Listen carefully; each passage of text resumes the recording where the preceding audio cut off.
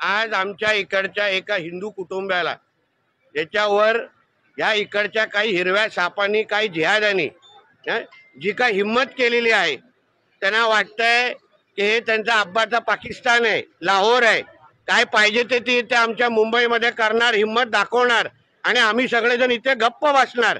हा आमचा हिंदू राष्ट्र आहे, आमचं हिंदुत्वादी विचाराचं सरकार आहे आणि आम्ही सगळेजण कोण इथे आमदार विधायक मंत्री म्हणून इथे आलेलो नाही, पण आम्ही एक हिंदू म्हणून या कुटुंबाला धीर आणि विश्वास देण्यासाठी आलेलो आहे की करारा जवाब मिलेगा। या गोष्टीचा आम्ही गप्प वाचणार आहे, त्यांना जी भाषा समजते त्या भाषेमध्ये उत्तर आम्ही देणार आहे यापुढे। आणि म्हणून यापुढे जी काही मस्ती इथे चालू आहे, अक्षरशः या पूर्ण भागेला त्या झोपडपट्टी गणपत पाटील नगरला हे लोकांना मिनी मालवणी इथे बनवायची आहे। तिथे अशाच पसरत पसरत गेले आणि मग तिथे हिरवे झेंडे यायला सुरू झाले। आता हेच गोष्टी अगर इथे सुरू करत असतील, मॅनग्रोव्हला हात लावत असतील, पाहिजे तिथे अनधिकृत मदरसा मस्जिद बांधत असतील, पाहिजे तेवढे बांगलादेशीने रोहिंग्या आणत असतील ना, तर त्यांची कमर कशी तोडायची, त्याचे शुक्रवारी त्यांचे गॅस सिलेंडर कसे वरती येणार नाही, याची सगळी काळजी आम्ही यापुढे घेऊ। याची हिंदू समाजाची इकडच्या चिंता करू नये। सरकार तुमचं आहे, देवाभाऊ तुमचे आहेत आणि 100% या लोकांना त्यांना जी भाषा समजते ती त्या भाषेमध्ये आम्ही उत्तर देणार आहोत।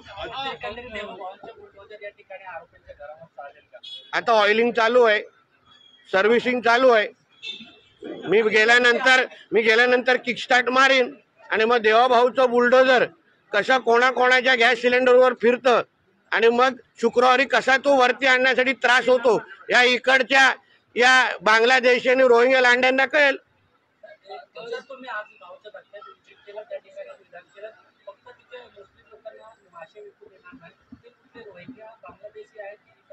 असं आहे, बांगलादेशी आणि रोहिंगे या लोकांना आमच्या देशामध्ये राहण्याची परवानगी नाही आहे, एक लक्षात घ्या।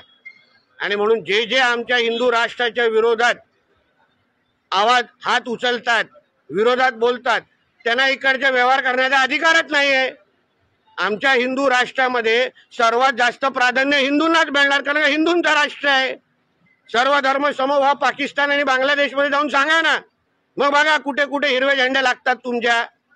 नारायण राणे यांनी वक्तव्य केलंय की त्या विषयावर आहे का बोले? चाहे गणपत पाटिल नगर हो, दहीसा हो, घाटकोपर हो, मुंबई के कई सोसाइटीज में बकरीद आने वाली हो, एक न्यूसेंस जो है वो मनमानी कुछ जगहों पे देखी जाने वाली है, उस पर सरकार का क्या होगा? देखिए ऐसा है, कोई भी अपना त्योहार उनको मनाना है तो फिर उनको हमारे हिंदू राष्ट्र के जो नियम है उसके हिसाब से ही मनाना चाहिए।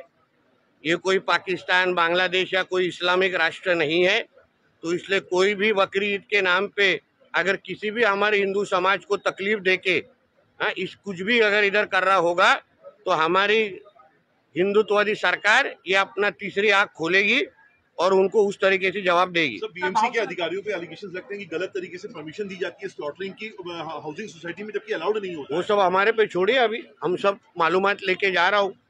तो उसके बाद किसके कौन जो अधिकारी जो हमारे सरकार को जो बदनाम करने वाले जो कुछ अधिकारी है उनके